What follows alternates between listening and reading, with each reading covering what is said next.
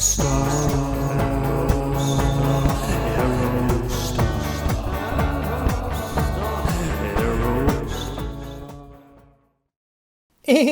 welcome back to Janky AF and Year of the Aerostar, episode number 62. Well, today, like most days with our Aerostar, some sort of theme sort of develops and pops up and just sort of guides the episode. And today is no different. So this one's a little bit about loss, maybe a little sad, but always a silver lining at the end.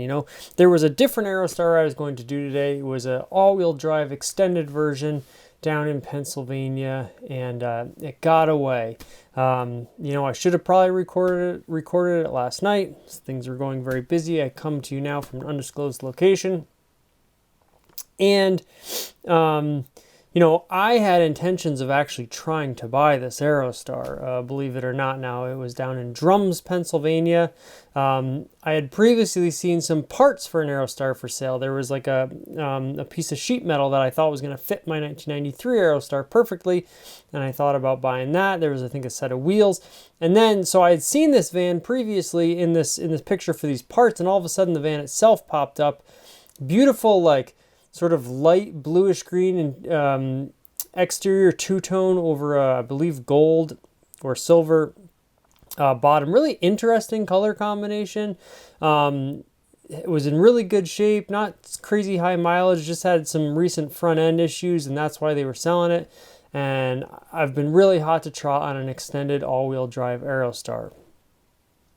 So, it's gone, the one that got away, and that's why I really got to keep up on these things and do them. As soon as I see it, I really need to record an episode. Sometimes it's not always convenient, but I wish I had got that one. But anyways, it's gone. So that will set the tone for what we're going to talk about today. But of course, we do have another great one.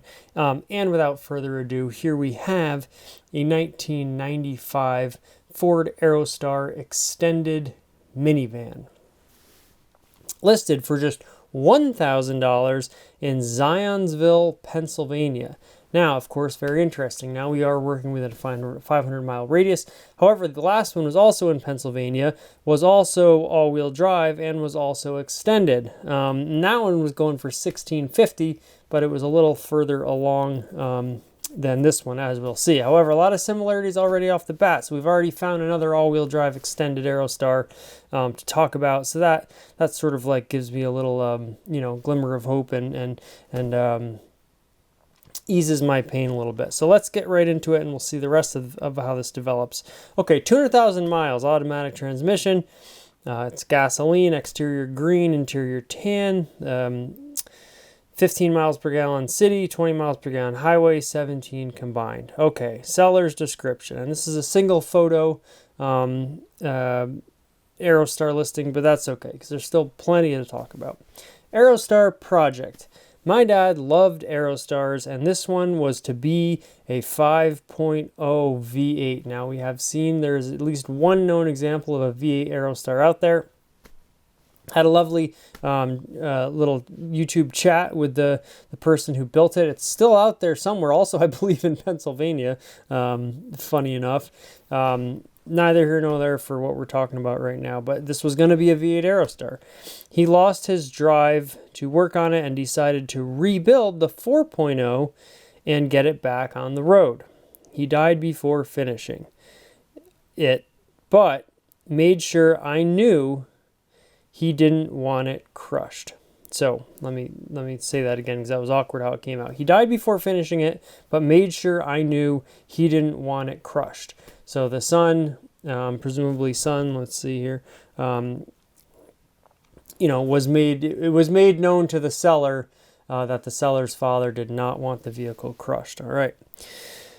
The 4.0 has new Ford heads that cost a fortune that I found as new old stock. Some parts are missing, like the intake and at least one exhaust manifold, and probably a lot of the hardware. Has Mustang wheels and new powder-coated calipers. I will be cleaning up the garage and bolting the front all-wheel drive assembly in so it can be moved. Any interest, let me know. No trades, all caps here, no trades, no response to the, is this available? Well, that's reasonable. Okay, so before we go on any further, I just got a great comment, which I'll switch over to now here on the Janky AF YouTube channel, which you are all watching right now, and Janky do Thanky, and go subscribe and leave a comment and all that good jazz. But and I say that because not only do we love new subscribers here, but we respond to every comment, or at least that's been the case, as far as I can tell, and I love getting comments, especially about Aerostar. So now we take the backdrop of that Aerostar we just talked about, and I just got a wonderful comment 2 days ago from Mole Man, and I'm sorry I haven't responded to you directly yet, but I will. In the meantime, I'll talk to you here on this video and read your comment. So Mole Man said, "My grandfather loved these vans. He always had at least 2 in the driveway at all times." Yeah, sounds like a man after my own heart. "It was somewhat of an inside joke in my family. When they would eventually break down, he would go across Canada to get a new one." I was talking about a Canadian Aerostar in episode 61. "At one point, he had 5 at a time. He passed away of cancer in 2022, but whenever I see an Aerostar, I think of him." Well, how amazing. What an amazing comment, Mole Man. Janky, do thank you so much for that comment. Sorry for your loss. And, but, the more I dive into this, like, sort of weird Aerostar world, there's these, and I'm sure it's like this with any car. I'm sure it's like this with Corvettes. I'm sure it's like this with, anything. But the Aerostar in particular, it seems like people that love them, really love them. And maybe that intensity of love gets highlighted even more because the rest of the world sort of shirked the Aerostar. It's like just being obsessed with these vans was somehow a rebellious act in and of itself because people thought you were weird for doing so. As we all know, watching this program, there's so many great things to talk about these vans, and you're not crazy at all for being obsessed with them. They are just fantastic, unique, well-mannered, practical vehicles with iconic styling to boot, But, the situation, sort of the reality presents itself, and they're sort of always flown under the radar. And so people sort of, I think the Aerostar is sort of like an underdog creature. I think people gravitate to them, whether they know it or not, in somewhat of, there's something about the Aerostar's character that sort of has become sort of an underdog. Despite the fairly verbose and not braggadocious, but very confident introduction that the Aerostar was given to the world. When Ford first pushed out the Aerostar, it was this very confident, do anything, ready for anything vehicle, and it was a tremendous success in terms of their sales figures. They sold it for 2 more years than they were originally planning on, because they were basically asked to by the public at large, which is a distinction I can't think of many vehicles having. And yet, 1997, that's 2017, just, only 25 years after they sort of retired, they've been almost completely forgotten about, until now. And hopefully this program can start to sort of rejuvenate the Aerostar's image. Of course, I want there to be another Aerostar, an electric Aerostar. I'm sure I've been teasing that for a long time, but I think it's finally percolating and bubbling to the top, because I've had seen some other videos tangentially recently that, I'm sorry, I should go back to the picture here. Thank you again, Mole Man, for that beautiful comment. That have sort of really got me, at somewhat of a zenith to like sort of say everything I have to say on that issue, because it's a big issue for me. So we have another person who also lost a loved one recently, also had a love of Aerostars, and that just dovetails perfectly here. Maybe these two people, know each other, or just, are in a similar situation. And that's the funny thing, is once you really sort of start peeling the onion, you realize that there were tons of Aerostar enthusiasts. You just didn't really hear about them much because the Aerostar sort of had this under the radar presence for whatever reason. So, it seems like this seller is doing right by their father and not crushing this Aerostar and wants to find a good home for it. And maybe I may or may not be getting in touch with them. I myself am of limited means, and you'd have to transport this vehicle. Obviously, it's not going to be driving. But I don't want to see it go to the crusher either. So we'll see. Again, this one's really about the story. The van itself, we don't have a lot of great pictures of. Obviously, we can see it's in a garage. But I mean, at least it was garage. It looks really clean for 200,000 miles, especially. It looks very, very clean. We see, very little to no rust on here. Now, it looks a little dusty in this garage, but I wonder with like a proper wash if this thing would like really, really shine up and clean up nice. I guess, at 200,000 miles, that's probably why the engine became a candidate for an engine swap because it was at such high miles. But then it seemed like the engine needed to be rebuilt anyways, or that was chosen. That path was chosen. I wish we could see the Mustang wheels a little bit. They're kind of hiding behind this tank here.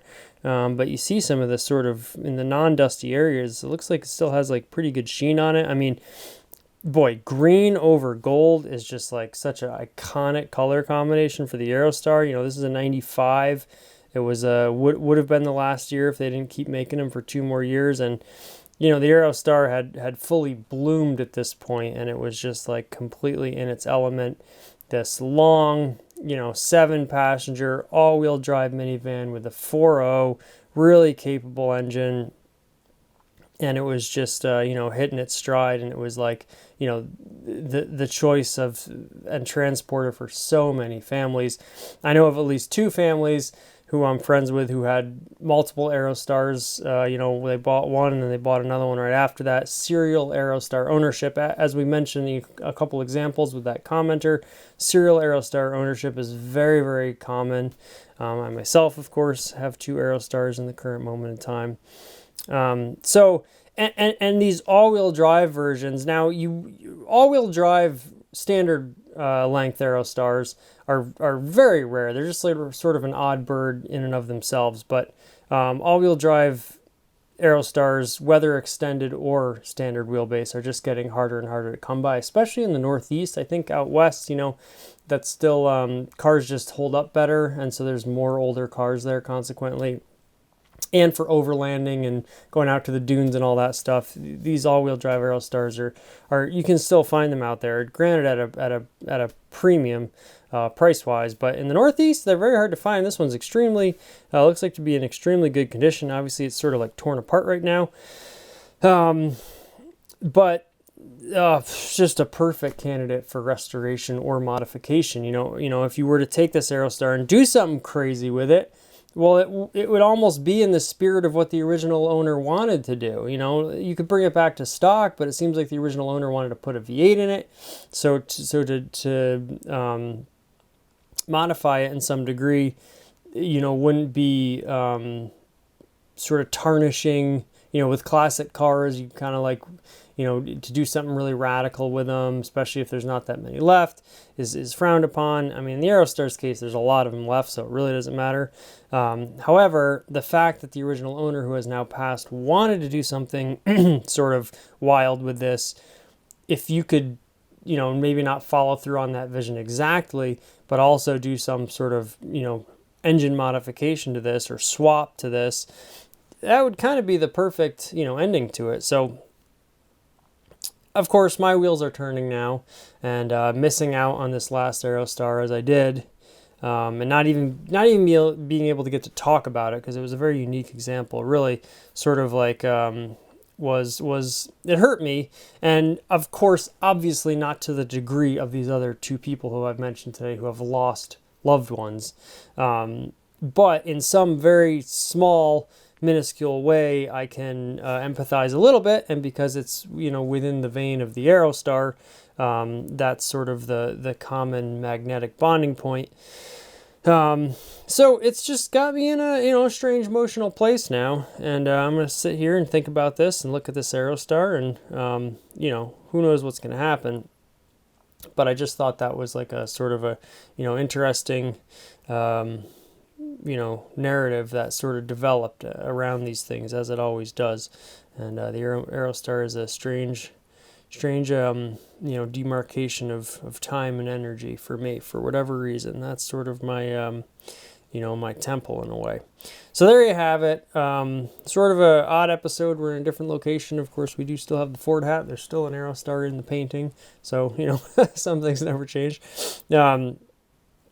But I hope you all enjoyed this episode. This is sort of like, almost like, therapy session in a way or something. But I enjoyed bringing it to you, so at least we have that. This has been Year of the Aerostar here on Janky AF. Thank you so much for joining us. We got more fantastic Aerostar and general automotive things coming very soon down the pike, so please stay tuned. And until next time, Janky do Thanky.